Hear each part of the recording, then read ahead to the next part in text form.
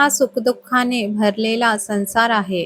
किती लोभस वाटणारा हा संसार, पण दर दिवशी किती करुणा कहाण्यांना जन्म देतो हा संसार. विचार केला तर सुखी संसार आहे, नाही तर अगदी भयंकर रूपाने बरबटलेला अथाह सागर आहे.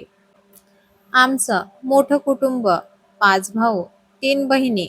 सर्वात मोठ्या 2 बहिणी माझ्यापेक्षा 12-13 वर्षांनी मोठ्या होत्या. माझा जन्म झाला तेव्हा दोन्ही बहिणींचे लग्न झालेले होते. त्या काळी म्हणे असंच व्हायचंय. आईचे अन लेकीचे कधी सोबत बाळंतपणही होत असे. तरी आई म्हणे मी माझ्या मुलींचे विवाह 12 वर्षानंतर केले. बाकींच्या लोकांनी तर 5-7 वर्षातच विवाह केले. इतक्या लहान वयात विवाह करून आईबाबांना आपल्या जबाबदारीतून मुक्तता मिळायची. परंतु इतक्या लहान वयात आईबाबाला सोडून जाणे तारा दीदीला कठीण झाले होते. या संसारातून तिने खूप कष्टाने वाटचाल केलेली. दीदीचे संपूर्ण लक्ष खेळण्या बागडण्यात असायचे. तशा वेळी विवाह योग्य नसायचा. शिक्षणही नावालाच झालेले. अशा परिस्थितीत ती लहानगी तारा दीदी आईबाबास पत्र लिहिते. ती माझी मोठी दीदी होती. त्या पत्राचा मजकूर थोडक्यात लिहिते. आई, मी तुझी लाडकी लेक होती ना, मग मला असे का ग दूर केलेस? मला तुम्हा सर्वांची खूप खूप आठवण येते. बाबाची, दादाची, आजी आजोबांची, आपल्या घराची, गावाची, जिथे मी लहानाची मोठी झाली, माझ्या जिवलग मैत्रिणींची, माझ्या शाळेची. मला प्रत्येक वस्तूची आठवण येते. मी सासरी येताना वळून बघितले होते. साऱ्यांच्या डोळ्यात अश्रू होते. गुलाबानेही आपली मान खाली टाकली होती. जणू मला मोठ्या मनाने निरोप देत आहे. माझं घर म्हणत होते मी आजवर. ते घर आज माझ्यासाठी परके झाले आणि ज्यांना मी कधीच पाहिले नव्हते, तिथे मी येऊन वसले. ही कसली ग आई रीत परंपरा? या हिंदू संस्कृतीचे नियम, हे नियम मुलींसाठीच का आहेत? हा नियम मुलांना का ग लागू होत नाही? त्यांना आपलं हक्काचं घर का नाही सोडावे लागत? आम्ही काय वस्तू किंवा जनावर आहोत? आम्हा मुलींनाच सासरला येऊन संसार करावा लागत असतो. सारं सहन करून दिवस काढावे लागत असतात. असे कोणते पाप आमच्या हातून घडत असते? वरून आई, तुझी शिकवण माझ्या चांगलीच लक्षात आहे. आई, मी तुझी लाडाची लेक ना? मग तू की कन्यादान केलंय माझं? मी काय गाय आहे किंवा प्राणी आहे? मला का तू दान समजून दिले आहे? किती करून विचारणा केली होती तारा दीदीने. आपल्या पत्रात पुन्हा लिहिते दीदी, नाही आई, तुला माझ्या बोलण्याचा राग येईल, पण हे कन्यादान नको ग वाटते मला.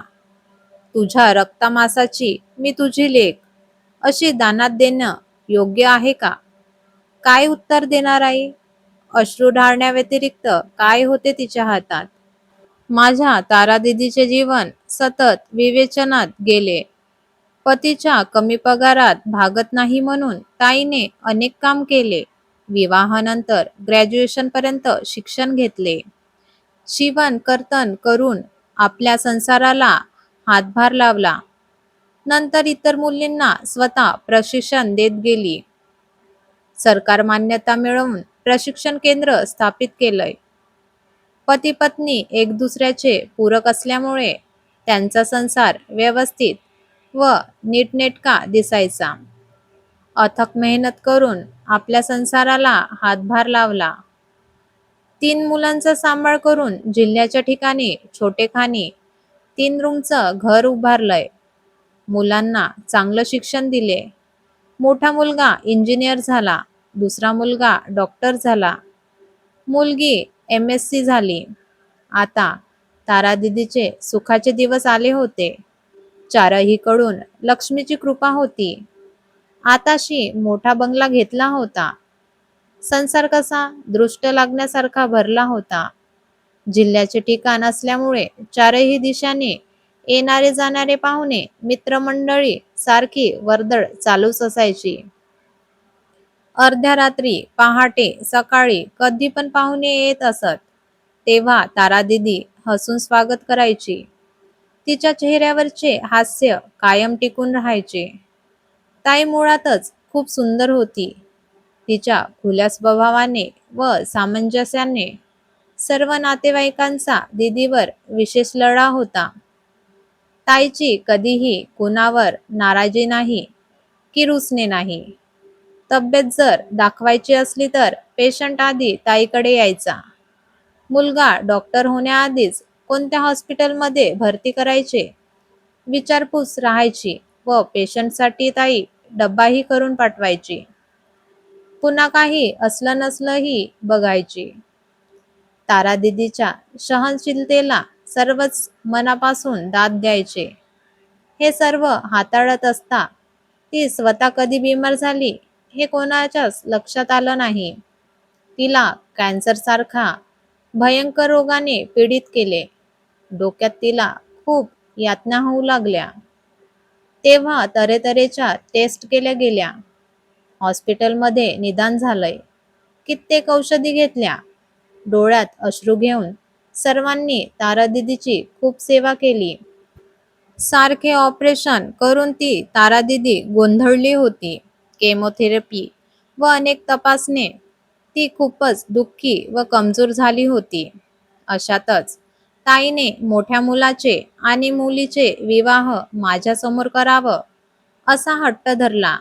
मुलगा प्रकाश शिकून एरिगेशनमध्ये नोकरीला लागला होता. चांगले स्थळ पाहून सूनबाई रेणुकाला घरात आणले. रेणुका खूपच समजदार होती. सारी सासरची धुरा तिच्यावर येऊन पडली. जबाबदाऱ्या तिने सांभाळल्या.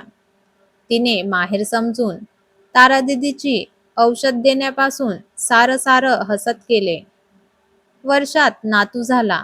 दीदी म्हणायची, मला नाही मरायचं इतक्यात. त्यावेळी ताईचं वय फक्त 44 होते.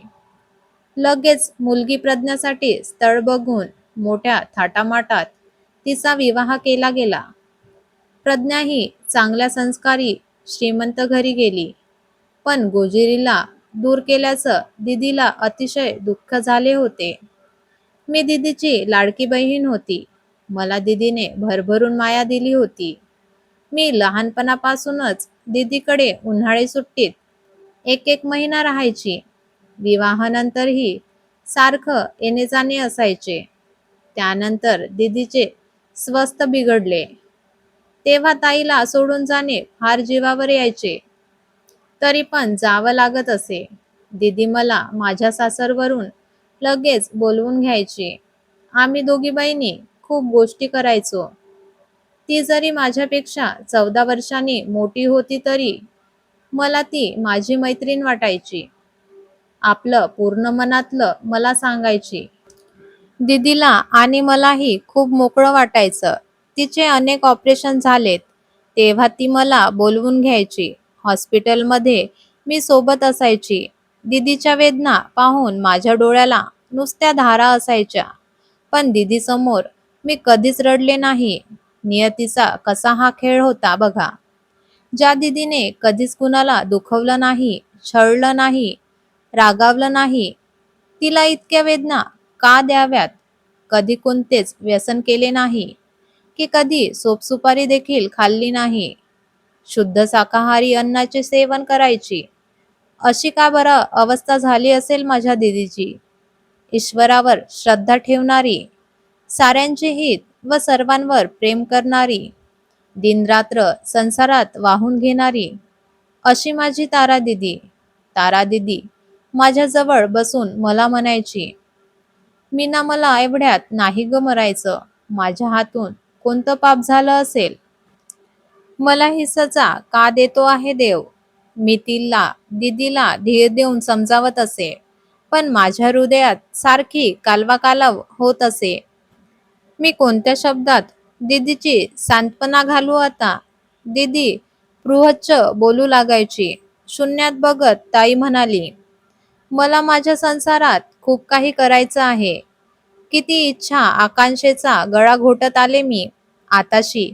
मी त्या सर्व इच्छा पूर्ण करणार होते, परंतु माझ्याकडे वेळच उरलेला नाही. मी माझ्या मुलांसाठी काहीच केले नाही. माझा जीव की प्राण माझी गोजिरी सासरला गेली. तिला माझ्याबद्दल काय वाटत असेल? ती म्हणत असेल की माझ्याकडे आईचं मुळीच लक्ष नाही. तिला पहिलं बाळ होणार आहे आणि मी बघ आपले स्वास्थ्य जपती आहे. मी या जगात नसेल तेव्हा माझ्या गोजिरीकडे कोण लक्ष देईल ग?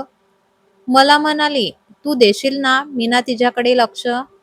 मी बोलायच्या आधीच प्रश्न, पण ती फार लांब असते ग.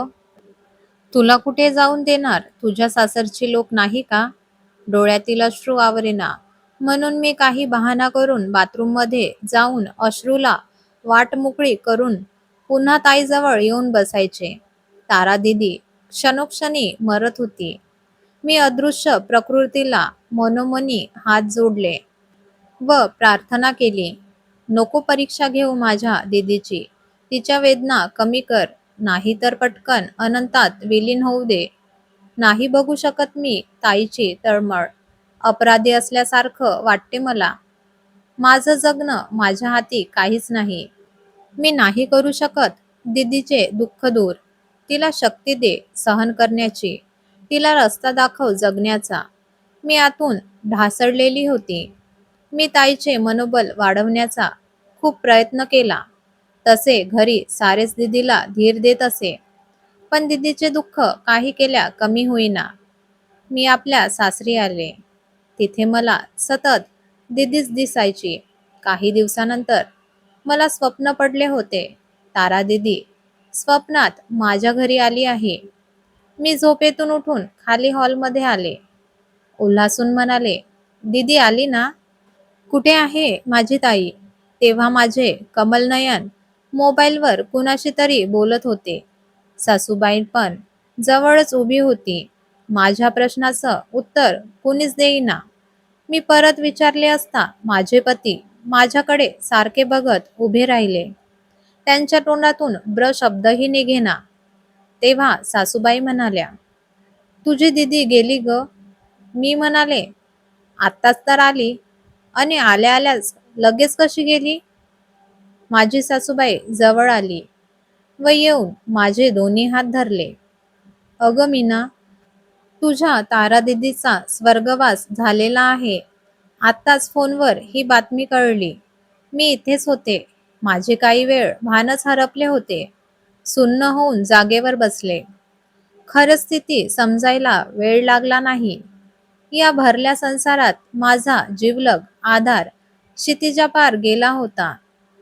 तितक्या दुरून दीदी मला पहाटेला भेटायला आली होती. मनातच विचार करू लागले, जिथे प्रेम आहे तिथे अस्तित्व आहे. संसार हे स्वप्न आहे. मला भेटायला अवश्य आली होती माझी दीदी. माझी दीदी खूपच दयाळू होती. तिला माझ्या प्रेमाची जाणीव होती. म्हणून तर ती मला शेवटची भेटायला आली होती. मी निरभ्र आकाशाकडे बघितले. सूर्य निघाला नव्हता. मला एक तारा निखळताना दिसला.